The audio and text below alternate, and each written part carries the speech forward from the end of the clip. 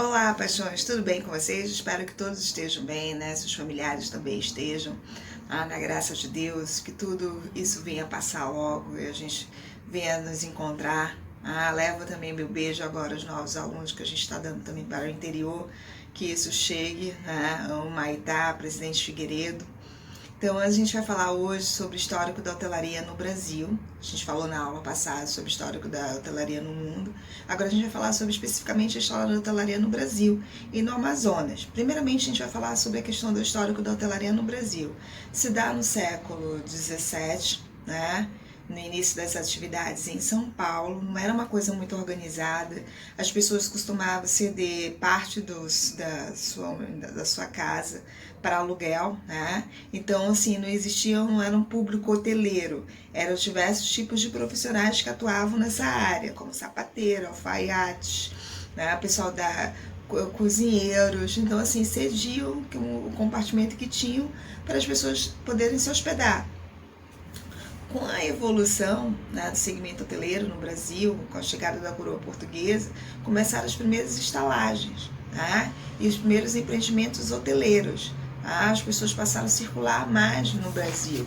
Passaram essa circulação, né, houve uma evolução no período do século XIX, especificamente no ano de 1870 em São Paulo, né, que as pessoas, houveram vários hotéis que tinham características de hotéis tradicionais, altamente luxuosos. É interessante uma coisa nessa questão desses hotéis, é que durante esse período de 1870 aproximadamente, as pessoas passaram em São Paulo e exigiam uma carta de recomendação.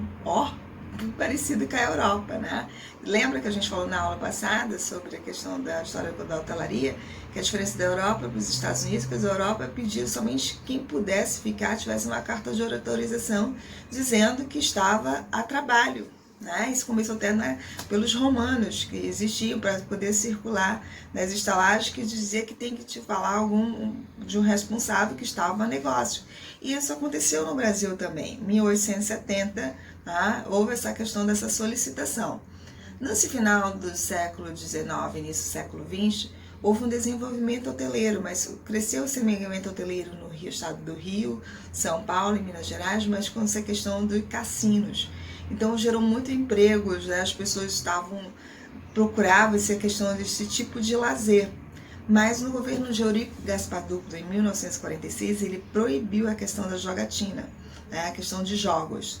Então ele não deixou. E aí houve o declínio, várias pessoas perderam emprego, vários hotéis fecharam para esse segmento, né? Então aí passaram a desfrutar no estado do Rio de Janeiro a questão do turismo de sol e mar, desfrutar, tá? E nisso houve o crescimento das estradas também, que passaram a circular, as pessoas passaram a circular mais, houve a abertura de vários hotéis. Mas eu vou falar de dois hotéis que foi assim um marco da hotelaria de luxo no Brasil, né? Foi o Hotel Glória, no Rio de Janeiro, e o Copacabana Palace, também na cidade do Rio de Janeiro, tá? Que foram assim um marco de hotéis luxuosos, de hotéis de grande porte. Quando o Hotel Glória inaugurou, tinha mais de 70 unidades habitacionais. Isso não tinha acontecido ainda, um hotel tão grande desse porte, tá? E houve esse crescimento todo, né? Aí relata-se que a questão aí veio a introdução da empresa hoteleira de turismo, a empresa brasileira de turismo, que é a Embratu, veio também facilitar, né, essa questão da viabilidade da atividade na área do turismo e da hotelaria. E houve a questão da organização. Então, no período de 60, 70 e 80, houve essa viabilidade de mais hotéis. Mas foi nos anos de 1990, na década de 1990, no governo exatamente de Itamar Franco, que a estabilidade da moeda, né, que é o Plano Real, que tinha como ministro da Fazenda Fernando Henrique Cardoso, que possibilitou a estabilidade da moeda, da economia, e várias empresas do segmento internacional, né, organizações hoteleiras passaram a se instalar no Brasil, como a Accor, a Blue Tree, a Nacional Win, tá? Então, assim, a Rede Atlântica, tá?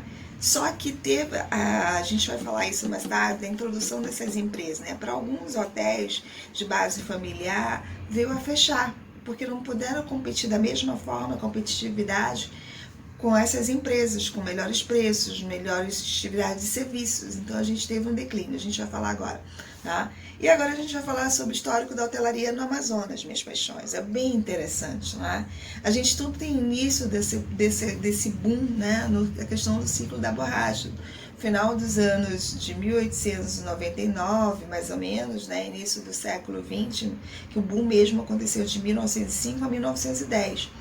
Várias empresas passaram a se instalar, porque houve uma circulação maior na cidade, dos barões das borrachas, das companhias de teatro que passaram a vir para o Teatro Amazonas, né, para ter a apresentação justamente para aquele cenário europeu que estava ali na cidade por causa da borracha. Então eles queriam atividades de lazer também, e foi necessário alguns hotéis. E houve a questão do marco desses hotéis, né? Que foi o Hotel Cassina, o Grande Hotel, né? Que foram hotéis que representaram essa identidade do ciclo da borracha. O Hotel Cassina se localizava ali na Bernardo Ramos, né? Em antiga Praça Dom Pedro II, ali, antiga, que a gente chama Praça da Prefeitura, antiga Prefeitura de Manaus, né? Que depois, com o declínio da borracha, ele virou um cabaré do chinelo, bastante famoso também na cidade. Né? O Grande Hotel se localizava aqui, ali na esquina da 7 de Setembro, com a Marechal Deodoro, que é quando eu falo esquina da 7 de Setembro, com a Marechal Deodoro, é justamente em frente ao Banco Bradesco. Né? Ali era o Grande Hotel, onde as companhias começavam sua hospedagem, os empresários, os intelectuais, políticos, visitantes da época costumavam a trocar ideias ali nos cafés que tinham desses hotéis. Tá? Já aí a gente teve um período de declínio, né, da questão da borracha, somente nos anos de 1969, no governo José Castelo Branco, que houve a implantação da Zona Franca de Manaus, que o segmento do hoteleiro vem a crescer. Tá? Mas antes desse desenvolvimento todo, o outro hotel que já deu início, pensando na zona, já estava desenvolvendo ali no centro de Manaus, era o Lorde Hotel. Tá? Que justamente foi implantado evoluiu no período da Zona Franca de Manaus, juntamente com o Hotel Amazônia, o Líder Hotel, que foram hotéis que introduziram todo aquele polo de compras que existia na cidade, em função do polo industrial da cidade. Né? A gente tinha muita questão, trabalhava muito, que as pessoas vinham para cá para comprar mercadorias na cidade e exportavam também. Então, assim, depois a gente teve essa proibição no governo se não me engano, do Collor de Mello, né? Mas a gente teve esse segmento muito acelerado na cidade do crescimento de turismo de compras. Tá? E aí veio a implantação, em 1976, do outro boom, marco da hotelaria no norte, né? Eu falo especificamente na cidade de Manaus, foi a implantação do Hotel Tropical, que era um hotel suntuoso, ainda é, né? Apesar da decadência que houve, mas assim, ainda é um hotel suntuoso. E naquela época era um hotel que inaugurou com 358 unidades. Existia zoológico, salão de beleza, salões de festa para mais de 1.500 pessoas. Então tinha toda essa maravilha, essa junção, né, de todos os serviços nesse único hotel. Tá? Em 1990 o hotel sofre um desenvolvimento, mais unidades são elevadas, mais ou menos as 500 unidades habitacionais são acrescentadas, né? Criação de vários serviços. O hotel tinha também um mini shopping, tinha um pier, que as pessoas costumavam ir ali para o pier apreciar as chegadas dos barcos, as saídas dos barcos. Então a gente, aí quando chega no fim dos anos 90, dos anos 2000, com a crise, o hotel entra em decadência, várias dívidas. Inclusive, ele entrou em leilão, se não me engano, entre 2018 e 2019. Né? Ele entrou, foi para leilão e agora está se estruturando para abrir as portas novamente. Tá? Só que com os anos 90, aqui, com a chegada das empresas hoteleiras, né, das organizações hoteleiras, a hotelaria familiar fechou as portas. Muitos hotéis de base familiar fecharam suas portas porque não puderam competir. Tá?